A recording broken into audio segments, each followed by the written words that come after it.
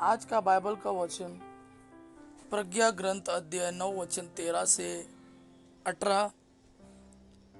दूसरा वचन फिलेमोन के नाम सन पौलुस का पत्र अध्याय 1 वचन 9 से 10, 12 से 17।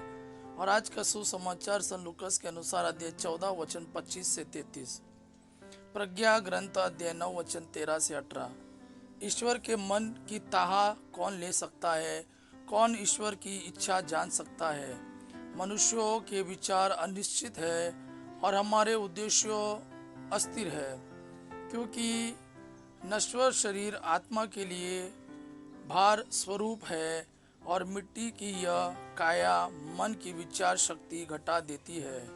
हम पृथ्वी पर की चीज़ें कठिनाई से जान पाते हैं, जो हमारे सामने है उसे हम मुश्किल से समझ पाते हैं, तो आकाश में क्या है इसका पता कौन लगा सकता है? यदि तूने प्रज्ञा का वरदान नहीं दिया होता और अपने पवित्र आत्मा को नहीं भेजा होता, तो तेरी इच्छा कौन जान पाता? इस तरह पृथ्वी पर रहने वालों के पथ सीधे कर दिए गए हैं। जो बात तुझे प्रिय है उसकी शिक्षा मनुष्यों को मिल गई और प्रज्ञा के द्वारा उनका उद्धार हुआ है। दूसरा वचन सन पौलुस का फिलेमोन के नाम पत्र अध्याय 1 वचन 9 से 10, 12 से 17।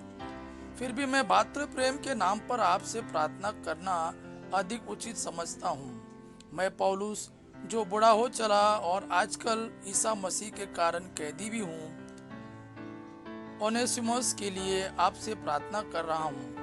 वह मेरा पुत्र है, क्योंकि मैं कैद में उसका आध्यात्मिक पिता बन गया हूँ। मैं अपने कलेजे के इस टुकड़े को आपके पास वापस भेज रहा हूँ। मैं जो सुसमाचार के कारण कैदी हूँ, इसे यहाँ अपने पास रखना चाहता था, जिससे यह आपके बदले मेरी सेवा करे, किंतु आपकी सहमति के बिना मैंने कुछ नहीं करना चाहा, जिससे आप यह उपकार लाचारी से नहीं बल्कि स्वेच्छा से करें। ओनेसिमुस शायद इसलिए कुछ समय तक आपसे ले लिया गया था कि वह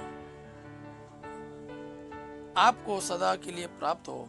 अब दास के रूप में नहीं, बल्कि दास से कहीं बढ़कर अति प्रिय भाई के रूप में। यह मुझे अत्यंत प्रिय है और आपको कहीं अधिक, मनुष्य के नाते भी और प्रभु के शिष्य के नाते भी। इसलिए यदि आप मुझे धर्म भाई समझते हैं, तो इसे उसी तरह अपनाएं जिस तरह मुझे। आज का सुसमाचार सन लूकास के अनुसार अध्याय 14 वचन 25 से 33। ईसा के साथ साथ एक विशाल जन समूह चल रहा था। उन्होंने मुड़कर लोगों से कहा, यदि कोई मेरे पास आता है और अपने माता पिता, पत्नी, संतान, भाई बहनों और यहाँ तक कि अपने जीवन से बैर नहीं करता, तो वह मेरा शिष्य नहीं हो सकता। जो अपना क्रूस उठाकर मेरा अनुसरण नहीं करता, वो मेरा शिष्य नहीं हो सकता।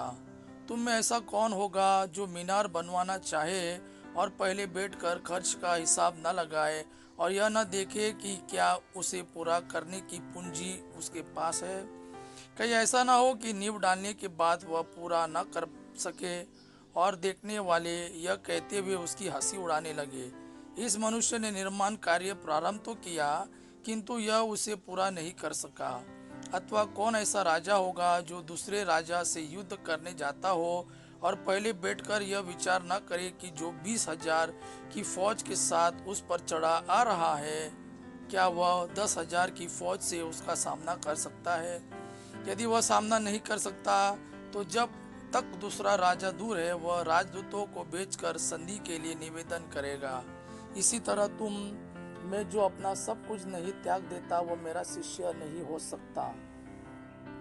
यह प्रभु का वाणी है। प्रभु को धन्यवाद। आबा पिता की महिमा और पुत्र यीशु का प्रेम आप पर सदा सर्वदा बना रहे। आमीन।